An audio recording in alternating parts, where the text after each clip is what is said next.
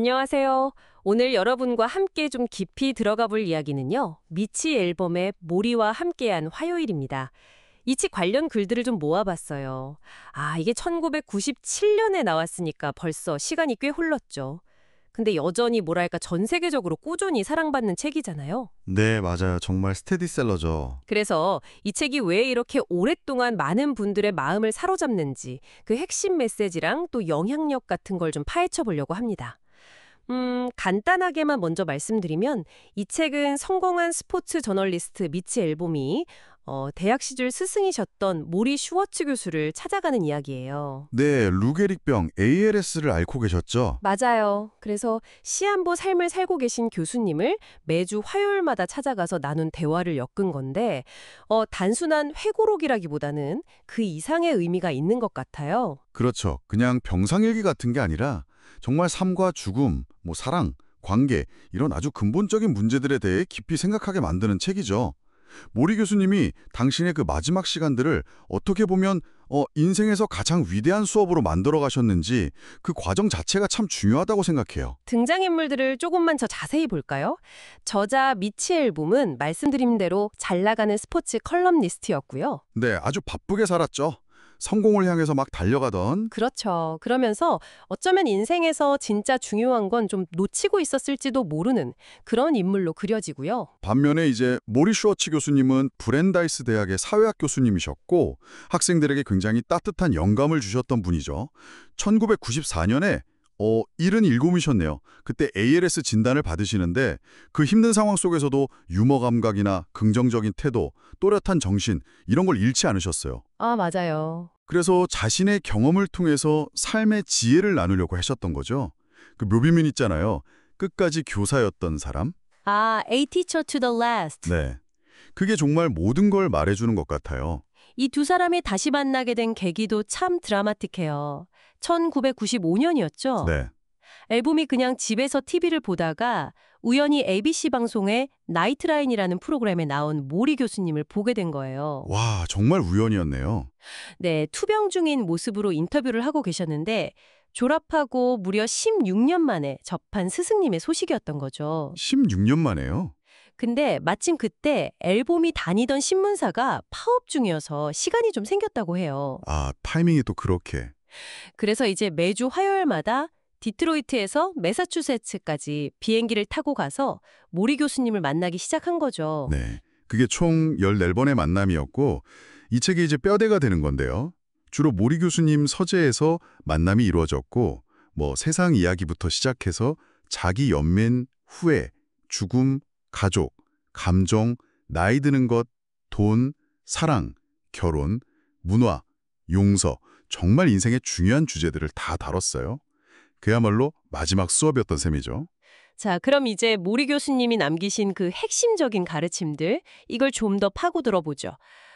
가장 먼저 와닿는 건 역시 죽음과 삶의 관계에 대한 통찰 같아요. 네, 그렇죠.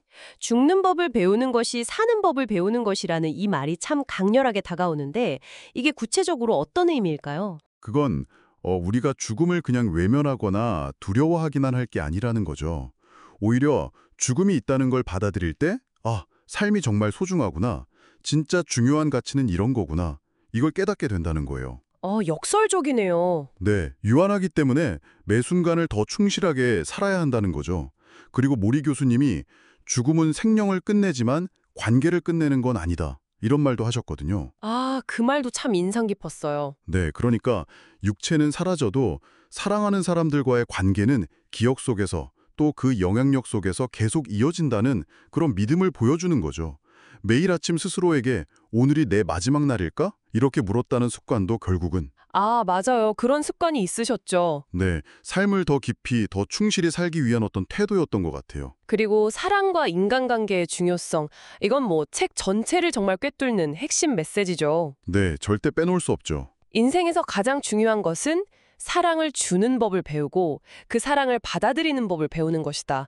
이 가르침이 특히 현대사회의 그 물질주의에 대한 비판하고도 좀 연결되는 것 같아요. 어떻게 보세요? 정확히 보셨어요.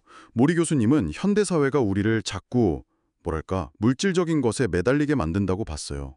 더 많이 갖고 더 성공해야 하고 그러다 보니까 정작 중요한 관계라던가 내면의 목소리 같은 건 놓치게 된다는 거죠. 맞아요. 그래서 돈은 다정함이나 따스함을 대신할 수 없다. 이런 말씀도 하시고 또 사회가 막 강요하는 가치관 있잖아요. 예를 들면 더 많이 가져야 행복하다. 이런 문화? 네네. 그런 거에 맹목적으로 따르지 말고 너 자신만의 의미 있는 문화를 창조하라. 이렇게 조언하신 것도 다 같은 맥락인 거예요.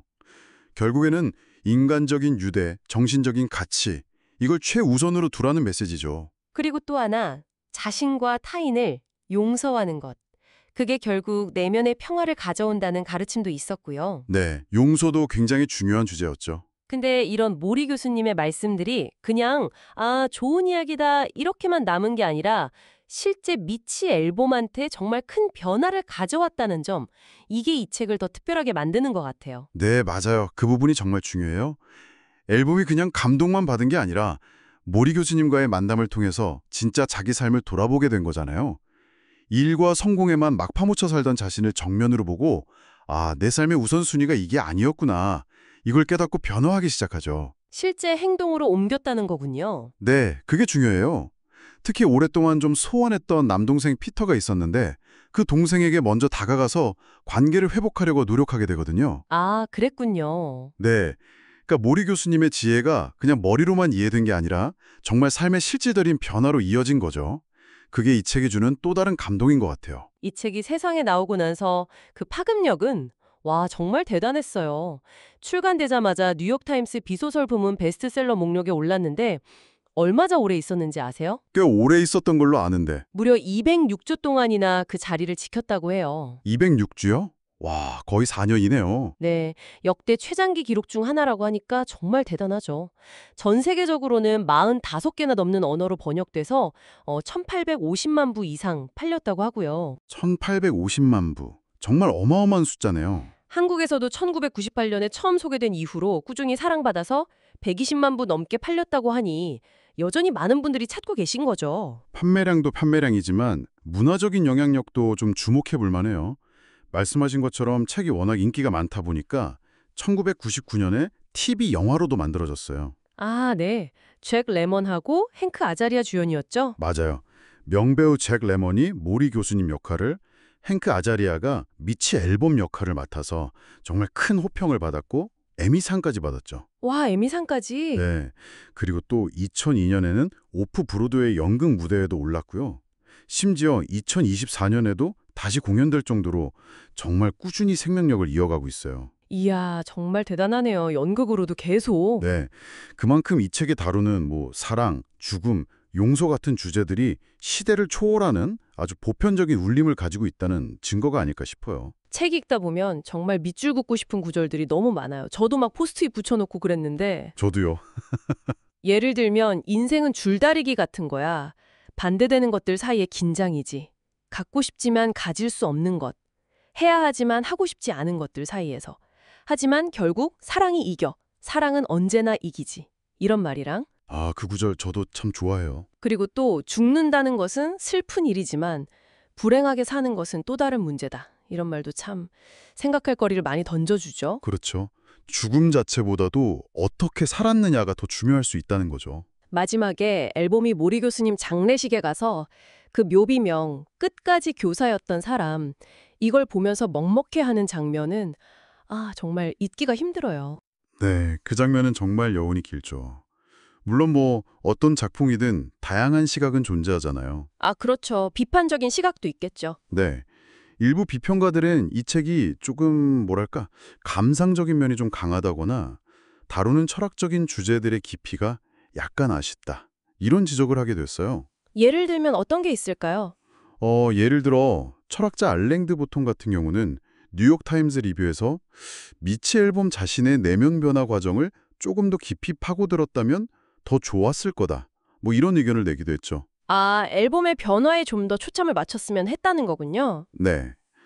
하지만 이런 비판적인 시각에도 불구하고 이 책이 가진 그 대중적인 힘, 그러니까 삶의 중요한 가치들을 아주 쉽고 따뜻하게 전달하면서 넓은 공감대를 형성했다는 점.